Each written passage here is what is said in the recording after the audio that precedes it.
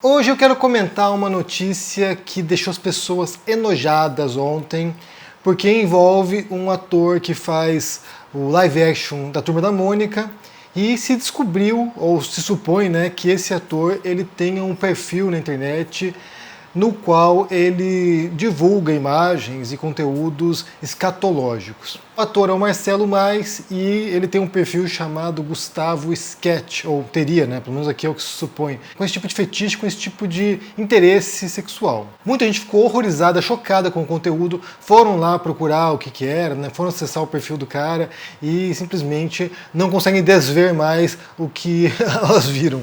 Eu particularmente não fui checar o conteúdo, não me interessa esse tipo de fetiche grotesco, então não fui ver, não me interessa, mas essa história ela envolve muitos aspectos que valem ser pensados sobre isso, porque o universo da sexualidade ele é fascinante e nos ajuda a compreender muitas coisas sobre o que nós seres humanos somos, né?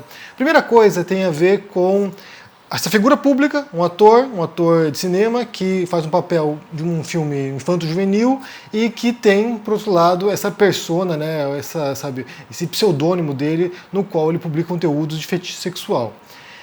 Eu acho que é o seguinte, olha, a primeira coisa tem a ver com a separação entre esses dois perfis. Ele não é alguém que faz isso no perfil público dele, no perfil oficial dele, Marcelo Mais. Ele faz no perfil secundário que, se ninguém fosse lá remexer e verificar isso, possivelmente jamais descobririam que é a mesma pessoa. Então, assim, não é alguém que, como eu falei, utiliza a sua imagem, a sua cara, seu nome artístico para fazer isso. Ele tem uma conta secundária. É como um escritor, por exemplo, quando resolve escrever um romance erótico. Vamos supor que ele escreva ficção literária, né? Escreva livros premiados, que ganhem, prêmios importantes, e de repente ele resolve fazer uns trocos publicando romance erótico ou pornográfico. E aí ele escreve sob pseudônimo, porque ele não quer ser identificado. Ele quer publicar outro tipo de obra, um assunto que talvez até um interesse para valer, mas ele publica com um nome secundário, um nome que não é o nome oficial dele, de modo a ocultar sua identidade para poder publicar aquilo que ele gosta.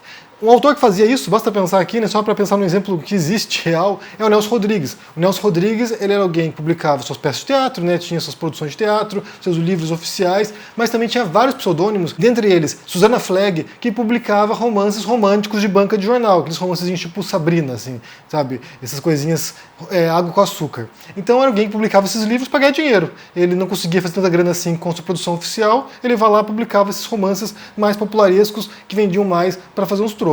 E aí ele publicava o pseudônimo porque ele não queria associar o nome dele, Nelson Rodrigues, com esse tipo de produção. Isso é muito comum, na verdade. Muitos autores na história da literatura, ou pelo menos vários, fizeram isso. Eles tinham um nome oficial, que é onde publicavam sua obra séria, sua obra respeitável, e tinham um pseudônimo para publicar obras que, a crítica desprezava. Então, assim, só para pensar nesse paralelo aqui, claro que a situação é diferente em relação à escatologia, né, que é uma coisa, um fetiche sexual grotesco, mas é a mesma lógica. O cara faz o trabalho dele artístico como, ator infanto-juvenil ou como ator de cinema com o nome oficial dele, e tem um pseudônimo, um perfil no qual ele publica esse tipo de conteúdo e publica livros, inclusive na Amazon, com esse pseudônimo. Então, a princípio, tudo ok.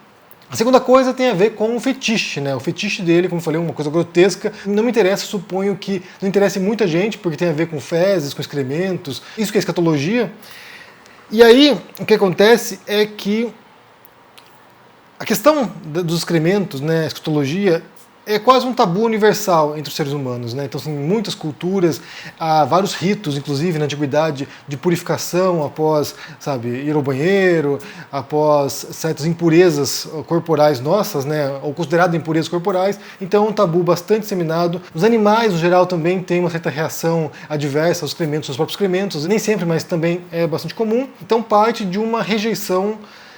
Eu não sei se é biológica, mas certamente é uma rejeição cultural bastante profunda. Então é claro que isso choca a gente, porque é claro que você não imagina que alguém se excite com cocô, com merda. Não é o caso. Muitos de nós têm horror a isso, muitos de nós têm nojo disso, muitos de nós têm nojo do nosso, dos outros. Então, assim, é um assunto que acaba, de fato, arrepiando as pessoas aí pela possibilidade de pensar nisso. É certo que dentro dos seres humanos há uma variedade enorme de fetiches sexuais, há muitos interesses diferentes, né? E esse é um deles.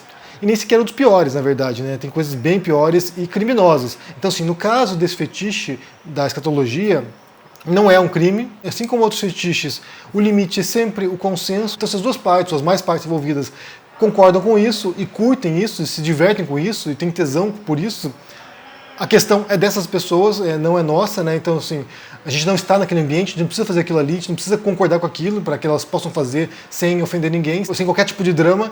Então, como qualquer outro fetiche legal, né, que não passe de certos limites, ou que não prejudique ninguém, ou que não machuque ninguém, ou que não fira ninguém, esse é um fetiche que existe, e as pessoas praticam, e é claro que também na internet fica muito mais fácil elas se encontrarem, né? Elas encontrarem ali os seus pares, pessoas que curtam coisa parecida e possam compartilhar imagens ou conteúdo desse sentido. Então, nesse sentido, não há nada de horrorizante nesse caso. E se a gente for pensar, inclusive, né, ampliando um pouco essa perspectiva, de pensar que quase todos nós, pessoas, né, seres humanos, temos também nossos esqueletos no armário. Então, assim, se a gente for verificar pessoa por pessoa ali, for verificar os interesses sexuais, os fetiches, as taras, os comportamentos, coisas que já fez no passado, coisas que gostaria de fazer, é claro que se a gente for desencavar aí nas profundezas das pessoas, a gente vai encontrar muita coisa grotesca ou bizarra que os outros olhariam e apontariam o dedo. Então, assim, é muito fácil, nesse caso aqui, ver o cisco no olho do outro e não ver a trave no próprio olho, como diria o versículo bíblico. Então, acho que, como eu falei, se é consensual e é legal, não há nada de errado nesse sentido.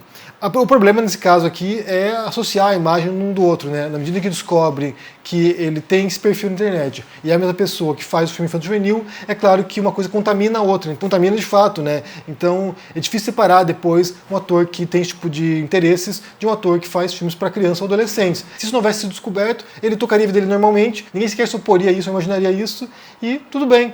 Mas ao descobrirem, daí isso cria um problema adicional, porque agora a produção do filme, ou do live action, vai ter que responder a isso, né?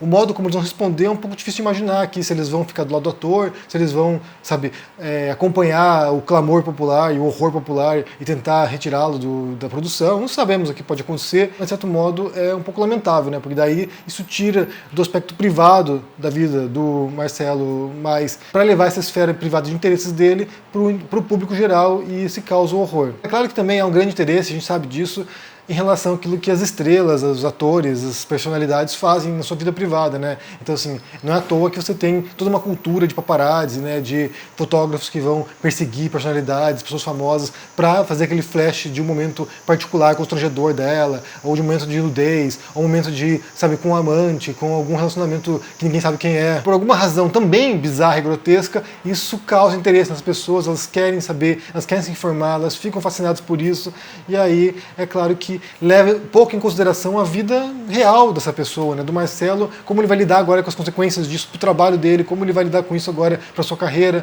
para sua personalidade também, né? Porque agora vai ficar marcado como o cara que gosta de cocô, como o cara que come cocô, como o cara que transa com cocô, sei lá. Vai ficar aquela coisa bem estigmatizada e que certamente não vai ajudar nem um pouco na trajetória dele no futuro. Mas como eu disse no começo, a sexualidade é um assunto bastante fascinante, porque há muitos meandros, muitas sutilezas, e há muitas coisas bastante complexas e inclusive bizarras e, sabe, assustadoras nesse universo. Como eu falei, isso nem sequer é o pior que existe, tem muita coisa pior do que isso, mas é uma notícia que vem à tona aí e mostra, né, também um pouco quais são os limites, quais são as esferas do público e do privado, né? Por mais que ele tenha um perfil público, sabe, pseudônimo, publicando sobre essas histórias, sobre essas coisas de escatologia, isso não quer dizer que ele queira associar isso com o trabalho real dele, né? Não quer dizer que ele quisesse juntar as duas coisas. Agora, fatalmente, vai ter que lidar com isso. Ou vai ter que transformar isso na profissão dele de um modo ou de outro, né? Daí realmente explorar aí esse nicho, esse subnicho erótico aí para ganhar dinheiro. Se é que tem uma audiência tão grande assim a ponto de sustentar uma profissão. Eu não sei qual será o desdobramento disso, mas quero saber de vocês aqui, se vocês viram essa história, né? A história do Gustavo Scat, de escatologia, né? Alguém que publicava ali um monte de conteúdos com fezes, excrementos, e como se descobriu que é um ator de uma produção da Turma da Mônica. Complicado o negócio. Mas o que vocês pensam sobre essa história toda aí, sobre esses fetiches? Como é que você vê também a relação das pessoas, do ser humano com os fetiches, né? Com o erotismo? Há muito tabu também em torno disso, não apenas sobre excrementos, mas também sobre sexualidade. É um assunto bem complicado de se falar, as pessoas ficam bem constrangidas de abordar essa questão. Como é que você entende isso? Deixe aqui embaixo no comentário, deixe o joinha, se inscreva no canal aqui, ativando o sininho, isso é muito importante para ajudar no engajamento aqui. E também aproveite para conferir meu livro novo com Carolina Arcari, chamado Olga Descobre a Democracia, um livro de educação política para crianças. Está muito lindo o conteúdo, confira, link na descrição aqui, se cuide por aí e até mais. Tchau! Fala, turma do canal do Henry Bugalho! Eu sou Eduardo Moreira e tenho um convite especial para fazer para vocês. Imagina ter uma aula com os dois maiores economistas da nova geração do Brasil, te explicando de uma vez por todas sobre taxa de juros, meritocracia, inflação e tudo o mais que você sempre quis saber, mas nunca entendeu. Isso vai acontecer no dia 9 de julho, um domingo, às 8 horas da noite, numa aula ao vivo com Juliane Furno e Pedro Rossi, que acabaram de escrever esse livro incrível e que estão nos dando o privilégio de poder ter essa aula com eles. Para vocês se inscreverem nessa aula gratuitamente, é só clicar no link aqui em cima ou aqui embaixo. Vai por mim? Dica de amigo? Não perde essa aula não. Nunca mais sua visão sobre economia vai ser a mesma. E a partir dela, você vai poder discutir com quem você quiser sobre todos esses assuntos econômicos. Se inscreve lá agora e a gente se vê na aula.